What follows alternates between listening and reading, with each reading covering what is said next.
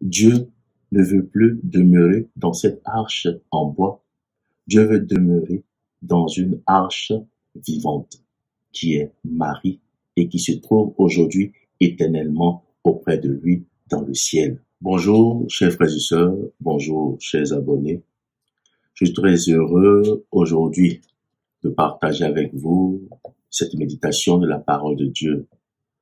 Méditation des textes de ce jour où nous célébrons la solennité de l'Assomption de la Vierge Marie, la montée de la Vierge Marie au ciel auprès de son Fils Jésus-Christ.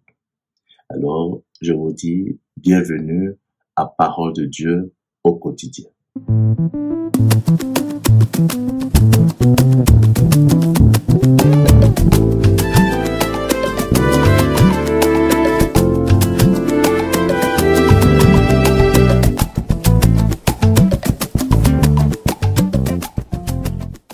Au nom du Père et du Fils et du Saint-Esprit. Amen.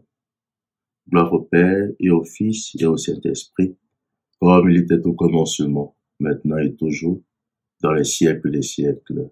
Amen. Ô Marie conçue sans péché, priez pour nous qui avons recours à vous. Au nom du Père et du Fils et du Saint-Esprit. Amen. Frères et sœurs, nous célébrons aujourd'hui la solennité de l'Assomption de la Vierge Marie, c'est-à-dire sa montée au ciel avec son corps et son âme auprès de Jésus-Christ, son Fils.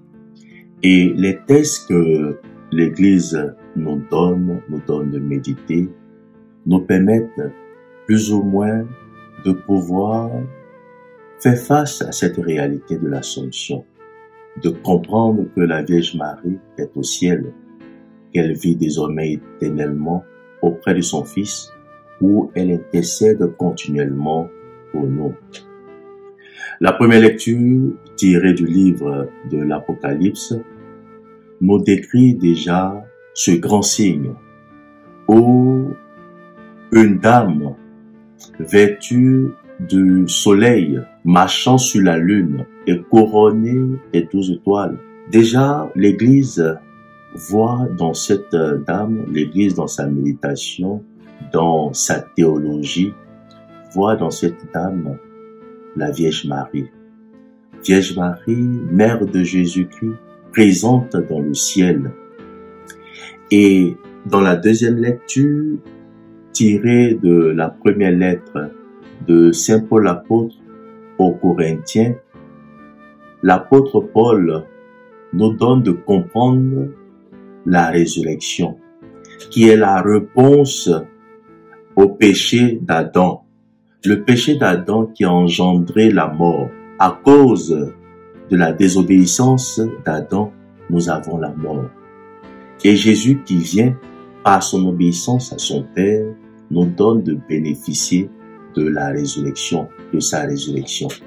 Alors, chacun est invité à s'inscrire dans le projet de Dieu pour aussi bénéficier de cette résurrection du Christ, de cette vie éternelle dans le royaume de Dieu.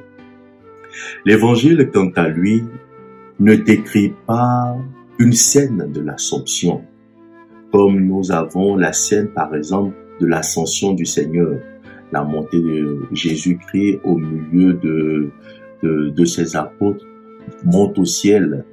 Il n'y a pas de description de l'Assomption de la Vierge Marie dans tout le Nouveau Testament. Non. Mais aujourd'hui, l'Église nous propose de méditer l'événement de la visitation. Alors nous nous posons la question, quel est le lien entre la visitation et l'Assomption de la Vierge Marie? Disons d'emblée que Marie à l'Annonciation, d'abord accepte le projet de Dieu dans sa vie et pour l'humanité, c'est-à-dire la venue du Verbe de Dieu, l'incarnation du Verbe de Dieu. Et dans son dialogue avec l'ange, Marie découvre que sa cousine Élisabeth, qui est avancée en âge, elle est aussi enceinte, attend un enfant. Alors par pure charité, Marie se met en route. Elle va chez sa cousine Élisabeth pour l'aider dans les tâches quotidiennes, pour l'aider à supporter sa grossesse, et pour l'aider vraiment à donner naissance à cet enfant. Et l'évangile nous dit que Élisabeth, quand elle entend la salutation de la Vierge Marie, aussitôt l'enfant tressaillit de joie, d'allégresse dans son sein. Et elle-même, Élisabeth, est remplie de l'Esprit Saint. Ce que nous pouvons tirer de cette scène, c'est que au contact de la Vierge Marie, nous avons les grâces. Au contact de la Vierge Marie, nous recevons les grâces. Jésus lui-même, qui est la grâce parfaite. Au contact de Marie, nous recevons cette grâce qui est Jésus-Christ. Et cette grâce produit en nous la joie, la paix, produit en nous la présence de l'Esprit Saint. Alors, nous pouvons dire que Marie devient la nouvelle arche de l'Alliance, celle-là même qui apporte Jésus dans nos vies. Et rappelons-nous que dans l'Ancien Testament existait déjà l'arche de l'Alliance, l'arche du Seigneur, l'arche qui abritait les deux tablettes où était inscrite la loi qui représentait Dieu, l'alliance de Dieu entre son peuple Israël et lui.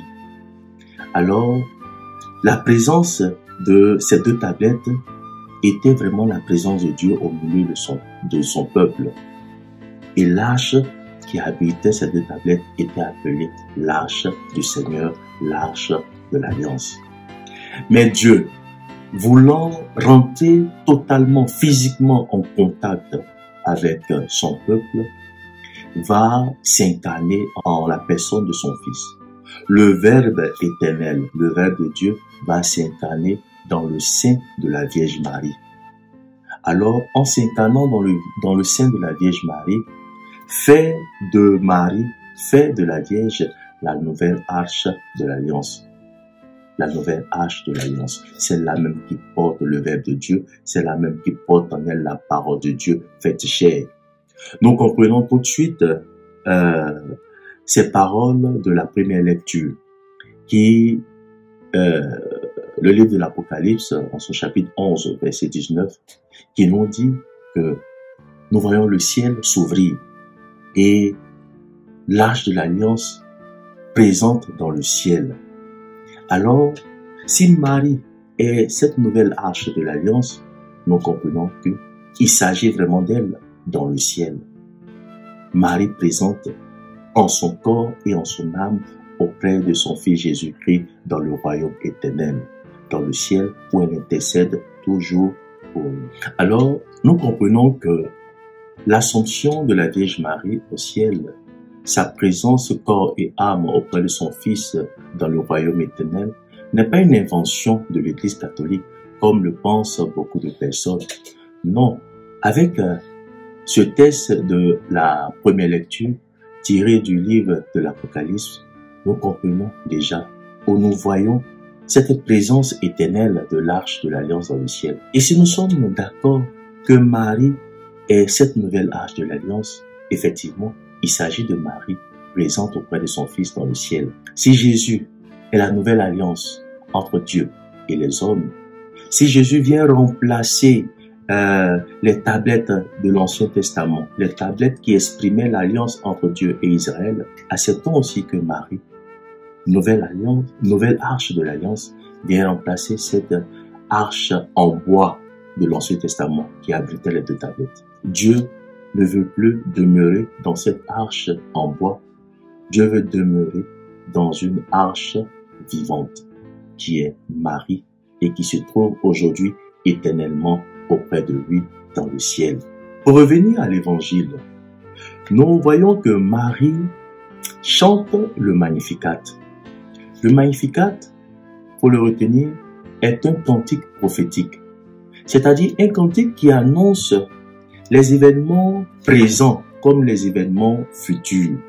Étant prophétique, ce cantique nous fait savoir ou nous permet déjà de jouir de la joie des merveilles de Dieu déjà dans le présent et des merveilles de Dieu futures les merveilles futures de Dieu. Alors, dans le cas de Marie, Marie chante le Magnificat déjà pour exprimer sa reconnaissance, sa gratitude envers Dieu, pour ce que Dieu a fait déjà pour elle, en la choisissant comme mère de son Fils, comme mère du Verbe. Mais Marie chante aussi ce cantique déjà en vue de l'Assomption, en vue de sa présence dans le ciel. Parce que comment comprendre que Marie, qui est même au début de sa mission, puisqu'elle vient de dialoguer avec l'ange, elle est désormais la mère du Verbe, puisque le Verbe est en elle, dans son sein. Elle est au début de sa mission. Elle n'a même pas encore mis au monde le Sauveur. Et Marie qui chante en déclarant « Toutes les générations me diront bienheureuse ». Marie se base sur quoi? Sur quoi pour dire que toutes les générations le diront bienheureuse? Mais c'est parce que ce cantique prophétique, le Magnificat, annonçait déjà son Assomption, sa présence éternelle auprès de son Fils dans le ciel, où elle pourra éternellement intercéder pour nous. C'est dans ce sens que toutes les générations lui diront bienheureuse. Toutes les générations se tourneront vers elle pour implorer son intercession auprès de son Fils Jésus-Christ. Le cantique du Magnificat va aider Marie dans tous les moments de sa vie, jusque dans sa présence dans le ciel. D'abord, à Noël, à la naissance de son Fils, on peut dire que ce cantique est chanté de nouveau par Marie, pour dire que le Seigneur a fait pour elle des merveilles. Et même au calvaire, même au milieu des grandes douleurs que devait lui produire la mort de son Fils, Marie fut capable de chanter le Magnificat en disant « Le puissant a fait de grandes choses pour moi ». N'oublions pas que tout au long de la vie de Marie, elle a connu ce qu'on appelle l'austérité de la foi, c'est-à-dire la foi qui est éprouvée. La foi qui est éprouvée. Nous aussi, nous avons nos moments d'épreuve, comme Marie, sachant reprendre les paroles du Magnificat pour garder toujours cette espérance de cette vie éternelle avec Dieu. Cette espérance en croyant que Dieu est toujours présent dans nos vies. Et ce Dieu-là fait toujours des merveilles pour nous. Ceci dit, frères et sœurs, Marie dans le ciel est aussi auprès de nous. Célébrer l'Assomption de la Vierge Marie, c'est vrai, c'est célébrer sa présence dans le ciel, mais c'est aussi célébrer sa présence auprès de nous. Car si l'Église nous propose l'évangile de la visitation, c'est pour nous dire que Marie est au ciel, certes, mais elle est encore plus proche de nous, de chacun de nous. Marie, qui est l'arche de l'alliance, apporte chaque jour Jésus à chacun de nous. Frères et sœurs, dans nos difficultés, dans nos moments difficiles, nos situations d'épreuve, sachant que Marie est là et elle ne cesse d'intercéder pour nous comme elle a fait au mariage de Cana, où elle disait à son fils, regarde, ils n'ont plus de vin. Aujourd'hui encore, Marie dans le ciel se trouve auprès de nous et pour dire toujours à Jésus, regarde, ils n'ont plus de vin. Regarde, malgré ses diplômes, il n'a pas de travail. Regarde, fils, il manque d'affection ou elle manque d'affection. Regarde, il a besoin de foyer, de fonder un foyer. Regarde, il a besoin d'intelligence pour réussir à son examen, pour réussir à un concours. Il a besoin de force pour étudier ou pour travailler, pour donner un bon rendement dans son travail. Il a besoin de sagesse pour diriger sa famille ou réussir ses activités. Marie, sans cesse, présente nos situations à son Fils. Alors, frères et sœurs, sachons que Marie vient nous visiter. Chaque fois, Marie vient nous visiter. L'évangile de la visitation nous montre que Marie nous apporte Jésus. Elle nous apporte Jésus dans toutes nos situations de vie, au travail, à la maison, dans nos relations, dans nos situations de vie, Marie nous apporte Jésus. Alors, célébrer l'Assomption, c'est d'abord célébrer le Seigneur lui-même. Le Seigneur lui-même qui a choisi Marie comme nouvelle arche de l'Alliance et ensuite vénérer la sainte personne de Marie, notre mère, elle-même qui se trouve dans le ciel auprès de son Fils, notre Sauveur. Frères et sœurs, que cette fête de l'Assomption nous donne d'aimer davantage, d'aimer encore Dieu et d'aimer le prochain, pour que le Seigneur ne cesse de se manifester à nous, pour que le Seigneur ne cesse de manifester sa bonté dans notre vie de chaque jour. Que le Seigneur soit toujours avec nous et que la Vierge Marie, présente corps et âme dans le ciel, ne cesse d'intercéder pour nous.